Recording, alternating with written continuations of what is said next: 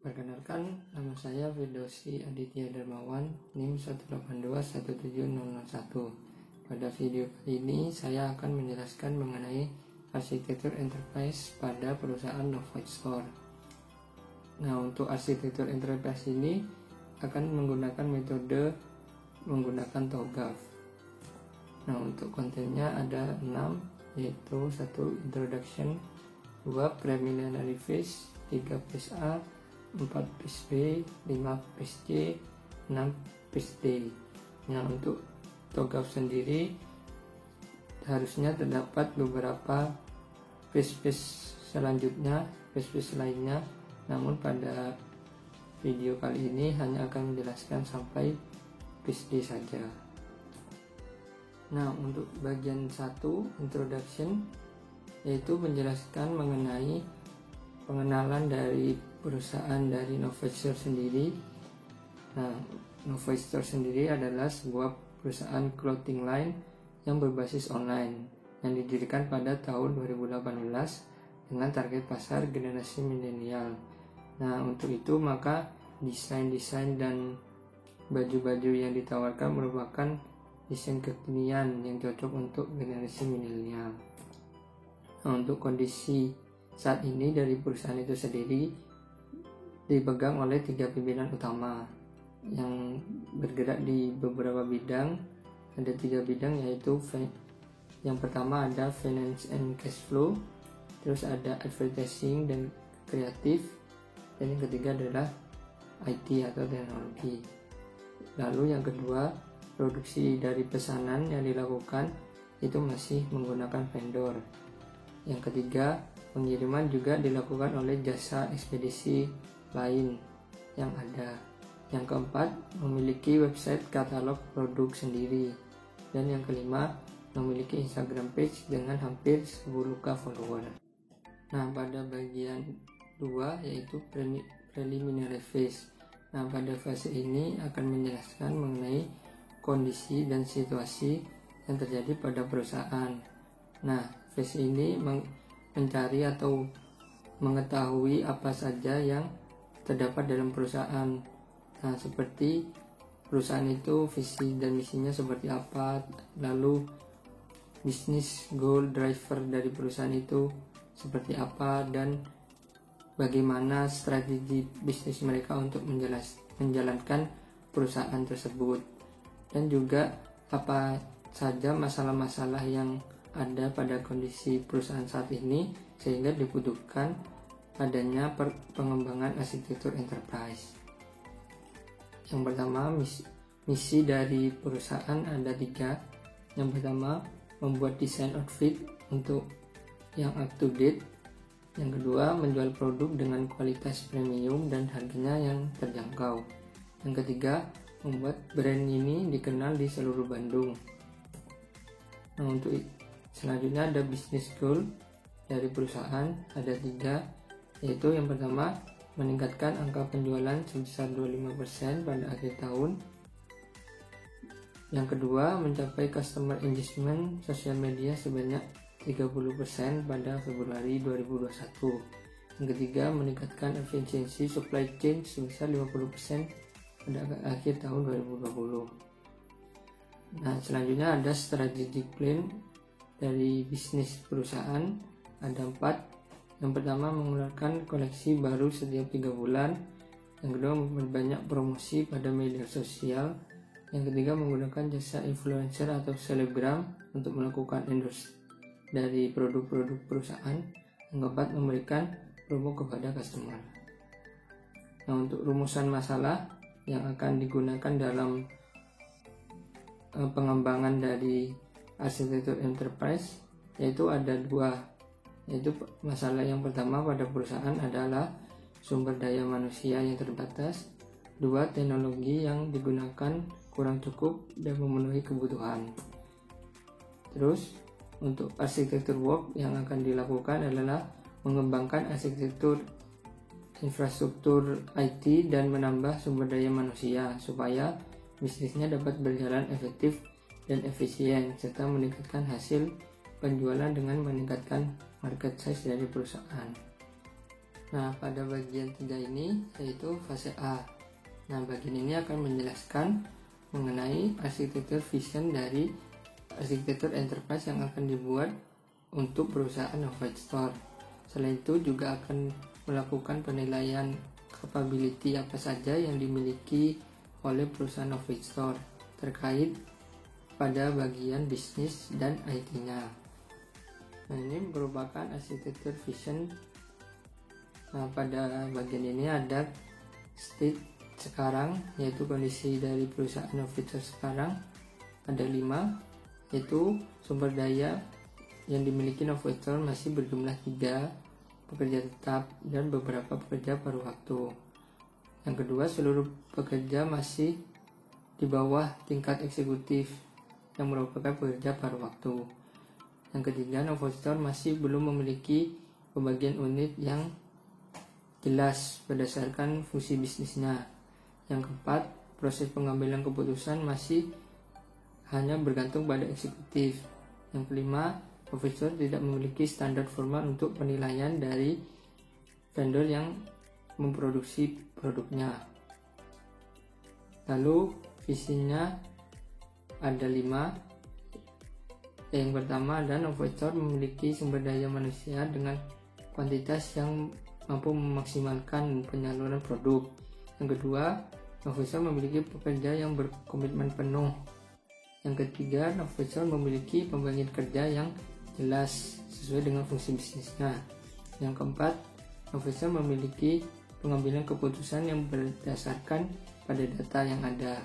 Yang kelima, Novage Store bekerja dengan perusahaan lain untuk membantu dalam mengembangkan usahanya, dalam menyalurkan produk yang berkualitas. Nah, untuk itu maka ditetapkan target yang akan dicapai oleh perusahaan Novage Store. Ada 5, yaitu yang pertama, sumber daya dari Novage Store sesuai dengan proyeksi kapasitas volume penjualan produk yang dimiliki. Yang kedua, sebagian besar pekerja di bawah tingkat eksekutif merupakan pekerja tetap. Yang ketiga, Novage Store memiliki unit bisnis yang sesuai dengan fungsi bisnisnya, antara lain marketing, supply chain, desain, teknologi informasi, dan sumber daya manusia. Yang keempat, proses pengambilan keputusan yang dilakukan oleh Novage Store bergantung pada data yang diperoleh dan tersedia. Yang kelima, Novage Store memiliki standar formal kelayakan perusahaan yang bekerja sama dengan Novage Store. Selanjutnya ada capability yang dimiliki oleh Novage Store. Nah, di sini berhubungan dengan bisnis capability assessment. Capability-nya ada beberapa yang sesuai dengan fungsi bisnis yang ada pada Novage Store. Nah, untuk selanjutnya ada capability yang berkaitan dengan IT. Nah, terdapat 5 capability yang dimiliki, yang antara lain Departemen IT dipimpin oleh CTO. Lalu ada sistem layanan IT berbasis website. Lalu ada infrastruktur IT berupa komputer dan database serta web hosting. Yang kemudian ada SDM IT masih berjumlah 1 orang, yaitu CTO itu sendiri. Lalu ada yang kelima, strategi IT yang terencana, terlaksana, teratur, dan terawasi. Nah, berikut ada readiness factor, antara lain vision, tujuan dari perusahaan jelas, desire, willingness, dan resolve, mempunyai keinginan, kemauan, dan tekad dalam mengembangkan usaha. Ada business case, yaitu untuk menciptakan keharusan untuk berhasil dalam mencapai tujuan. Funding, sumber dana perusahaan yang jelas. Sponsor dan leadership, anggota perusahaan mempunyai kepemimpinan. Governance, tata kelola yang baik. Accountability, penugasan tanggung jawab dilakukan secara spesifik dan tepat. IT capacity, sumber daya IT mampu melakukan tugasnya semua. Nah, dari semua itu maka dapat ditetapkan project scope yang akan dilakukan sebagai acuan untuk melakukan pengembangan arsitektur enterprise. Yaitu proyek ini akan dibuat dengan tujuan untuk memformalkan tugas-tugas, dan membentuk divisi-divisi dengan pembagian kerja yang spesifik sehingga dapat meningkatkan produk delivery dari Novastore. Nah, pada bagian 4 ini adalah fase B.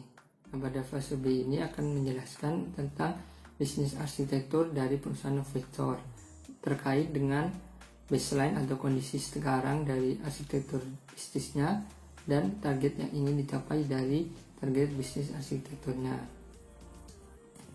Nah, yang pertama ada baseline bisnis arsitektur. Pada bagian ini ada baseline business function dari Novastore. Nah, untuk business function itu tersebut ada diagram dengan kotak yang lebih kecil. Untuk business function kategori merupakan kotak yang besar pada diagram. Ada 4 kategori yang mencakup semua business function dari Novastore. Yang pertama ada production, kedua marketing, ketiga penjualan, dan keempat finance. Lalu ada baseline business service dari Novastore. Nah, business service ini akan merupakan pendetailan dari business function dari bagian atau diagram sebelumnya. Nah, business service ini terkelompokkan berdasarkan beberapa kategori, antara lain ada yang pertama product development, yang kedua adalah sales, yang ketiga IT development and maintenance, yang keempat ada order processing, dan yang kelima ada finance management. Nah, ini terdapat struktur organisasi dari Novastore terdiri dari 3 eksekutif, yaitu CEO, CFO, dan CTO. Pada bagian selanjutnya ada logical baseline business arsitektur yang digambarkan menggunakan konteks diagram. Nah, untuk Novastore sendiri diwakilkan dengan diagram yang lingkaran sistem penjualan. Nah, berhubungan dengan entity lain ada 3, yaitu customer, enterprise, dan supplier. Untuk physical baseline business arsitektur ada organizational structure unit. Nah, terdapat 3 bagian utama, yaitu CEO, CTO, dan CFO yang saling bekerja sama dalam memimpin perusahaan Novastore.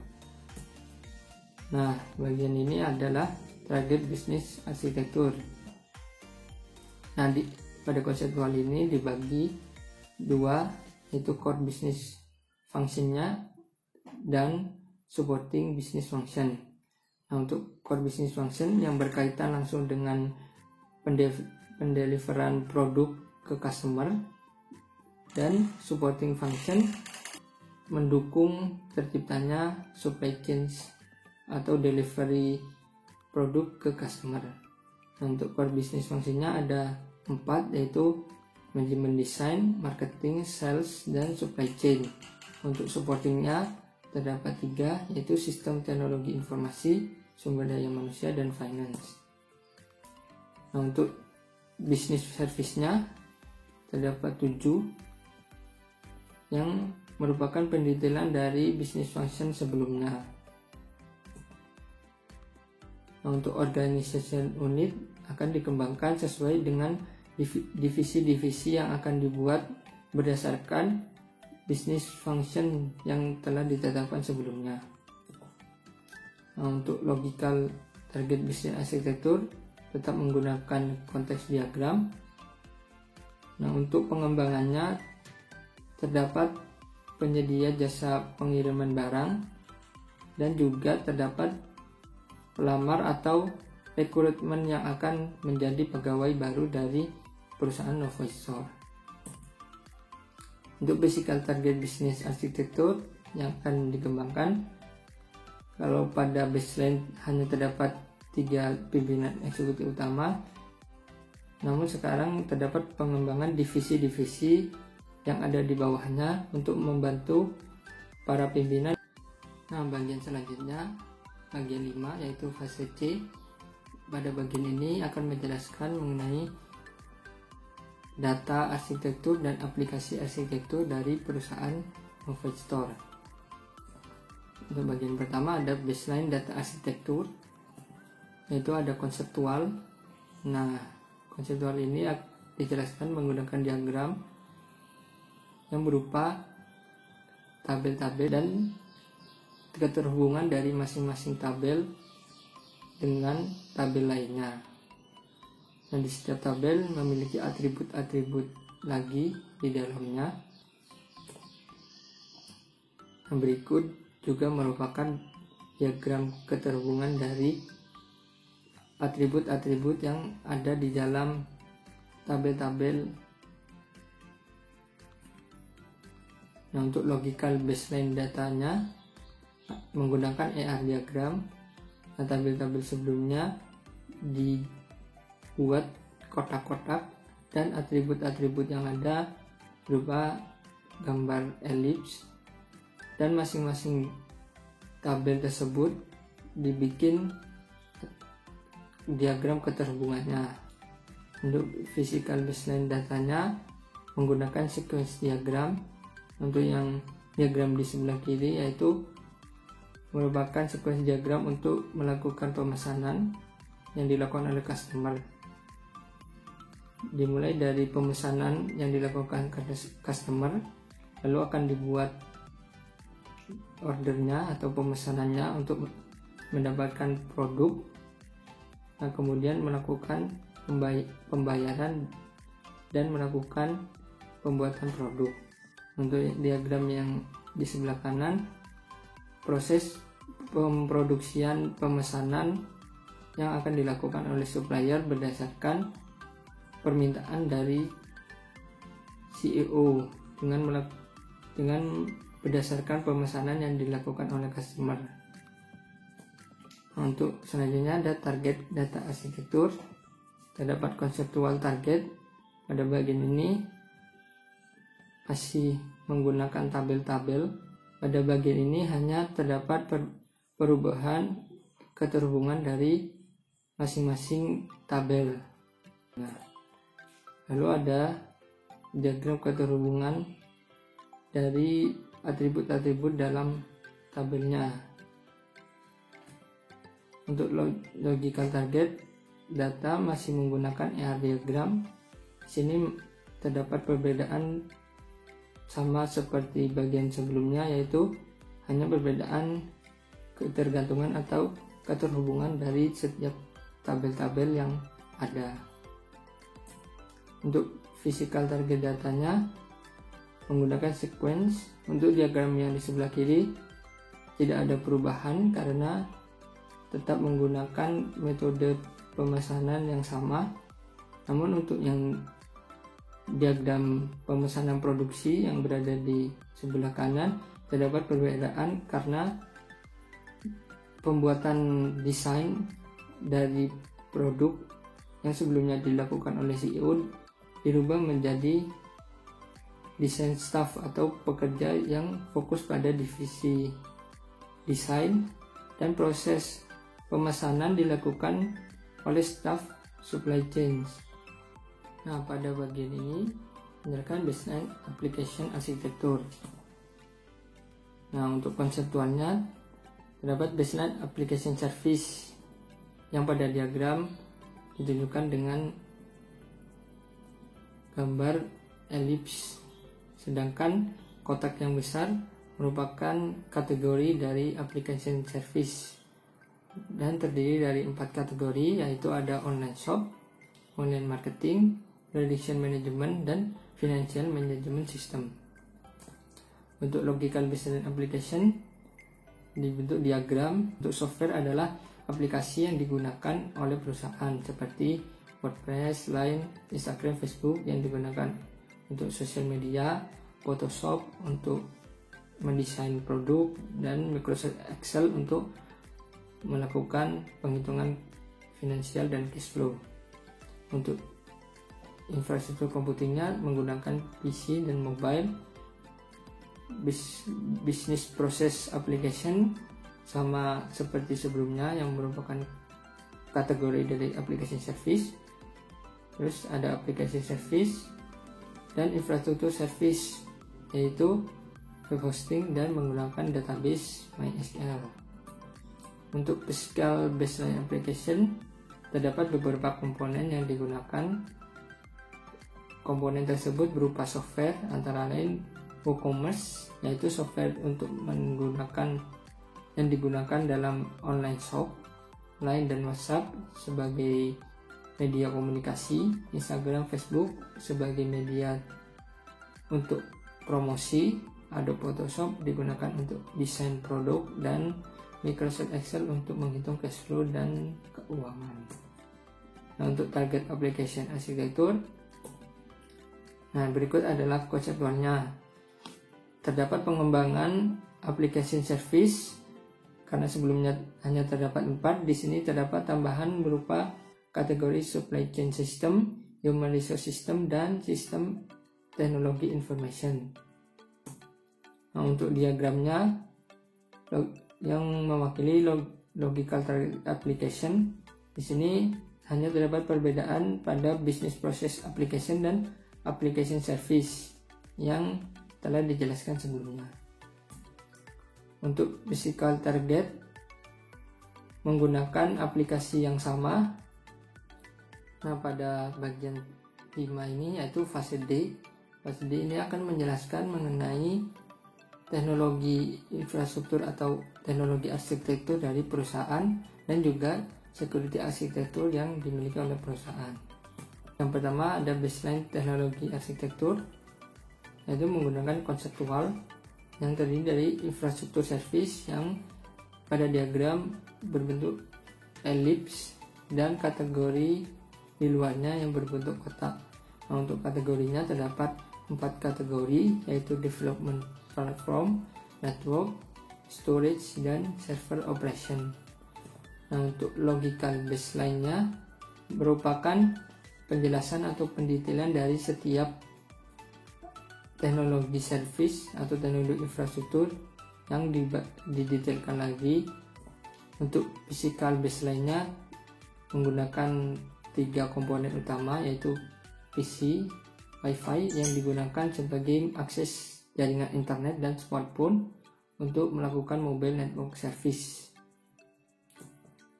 Untuk target teknologi arsitektur, yang pertama ada konseptual target teknologi, yaitu menjelaskan infrastruktur service dari Novastor, masih sama development platform, network, storage, dan server operation.